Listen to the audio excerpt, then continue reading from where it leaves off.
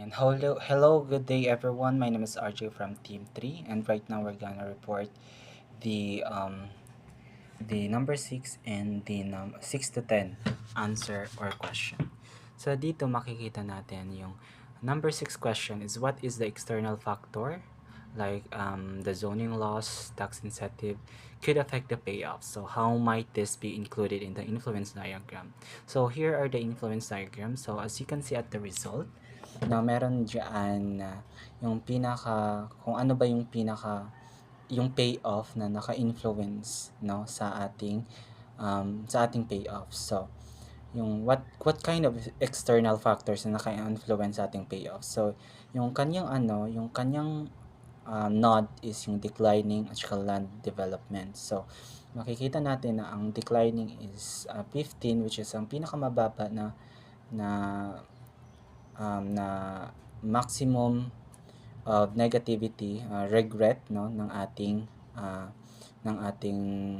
problem. So the land development that contains declining of 15% is the one who is a kind of factor that can affect the payoff in the influence diagram. So that is the profit of this. So next is the what external factors like zoning laws and tax incentives. So yung zoning laws kasi isa to talaga sa mga problema sa ating lipunan, lalo na sa real estate, no? Real estate development. So zoning laws, this can be restrict or enable the type of development allowed, like residential, commercial, or mixed use.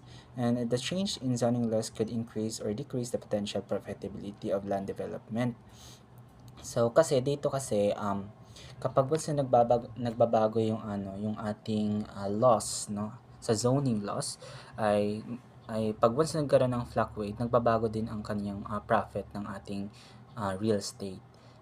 Next is the tax incentive. So, syempre, government programs or tax incentive that promote residential housing. So, kapag once na may fluctuate din ng ating tax incentives, no, yung profitability na meron tayo sa ating pag-promote ng real estate, no, ay makakaapekto ito, especially sa residential properties. Malaki kasi ang bawas talaga ng tax dito. Number 3 is yung interest rate. So, high interest rate increase financing costs, especially for commercial and land development. So, kasi ang interest rate ng ating mga ng financing costs, no? Example dito yung kaniyang mga what they call that, mga kagamitan at yung mga interest na meron sa napatong na meron sa ating real estate. So number 4 yung economic policy. So once na nagbabago ang ating ekonomiya, policy ng ekonomiya, nagbabago rin ang ating infrastruktura. So depende kasi sa government yung ating residential, commercial at land development. So demand trend. So nakadepende din sa demand trend syempre yung ating pagbabago ng yung fluctuation ng ating real estate. So number 7, reflect on the decision tree, what additional branches.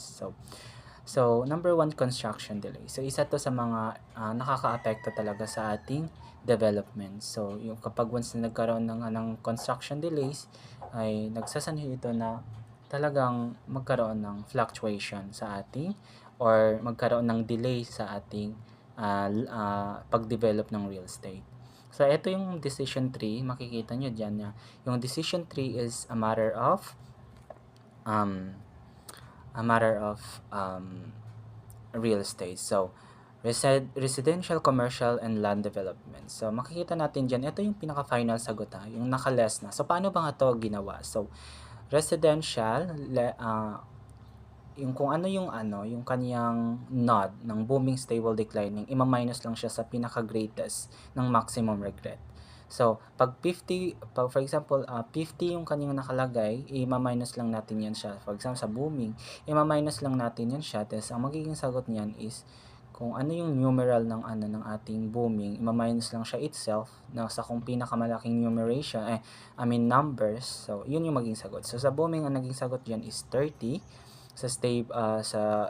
Sa commercial is 20, sa land development is 0. So, overall, ang naging sagot namin dito is yung land development ay yun yung merong maximum regret na nakita natin or nakuhanan natin, which is yung declining na 15 million. So, Pangalawa, yung interest rate changes. So, nabanggit ko rin na rin ito sa number 6, no, kapag once nagkaroon ng fluctuation sa ating interest ng ating real estate, talagang nagbabago siya. Market demand fluctuation, sudden shift in marketing demand. Dito tayo sa number 7. So, kapag once na maraming a sudden shift in marketing demand for residential, commercial land properties could affect the payoff. So, you know already that this marketing demand fluctuation is another uh, decision that can affect to our infrastructure. So, number 4, environmental regulation. Siyempre, ang bawat development ng real estate ay per city. So, kapag once na iba-iba yung regulation, iba-iba din yung kanyang nagiging result. So, zoning changes could impact the cost of land development, particularly sa land development talaga. Number 5, yung operation risk. So, alam mo na, kapag once na yung labor shortage, yung material cost, kapag may tumaas na material cost or walang mababa yung demand mababa yung demand ng material, so nagbabago talaga, nakakaapekto ito um, sa ating infrastructure. So in this matter, no, nakakatulong ito sa improvement ng ating construction. So number 8, why might the minimax regret approach be particularly useful for a risk-averse firm? So the minimax regret approach helps risk-averse firm minimize potential regret from the worst-case scenario. So naipaliwanag na rin sa atin ng unang nating kagrupo na si Yasmin na yung maximum regret natin. So yung mga key benefit nito is to minimize worst-case regret. So syempre, para magkaroon para bakit natin kailangan malaman itong minimax regret is to minimize the worst case, no? Para maiwasan natin magkalugi sa ating real estate. Decision under uncertainty and long-term stability. So, syempre, kailangan natin magkaroon ng long-term stability kasi nga, ito ay isang real estate at ito ay magandang negosyo. So, kailangan talaga natin malaman yung minimax regret natin para to determine na kung paano nga ba ma-continue, maging stable yung ating real estate. So, number 9, which investment align best with the firm long-term goals? So, number 1 dyan, so, dito na ipaliwanag naman natin sa residential, ang returns niya is 20 million yung booming, 15 million sa stable, 5 million sa declining. So, sa residential, provides steady cash flow, ideal for long-term stability. So, residential, yung ating magandang result. So, commercial is high returns in boom, which is 30 million but zero in decline and growth-oriented but riskier. So, very risky siya kapag ito ang pipiliin natin sa ating given formula. Land development, high returns in booming but a loss in declining. So, ito yung pinaka-minimax regret. So, sa land development ng declining, very high risk ng pero meron siyang minimum regret si land development. So, how might operation factors, labor availability, and material cost affect the decision? So, again nga, naipaliwanag na ito na labor availability shortage can delay construction. So, kapag once na not available yung item or something na mahina yung demand, talagang magkakaroon ng shortage and delay. Sa material cost, syempre, ganon. And supply chain issues, kung magkaroon ng disruption sa mga projects at sa mga supplier, so magkakaroon yan ng delay and it can affect the labor or the operation.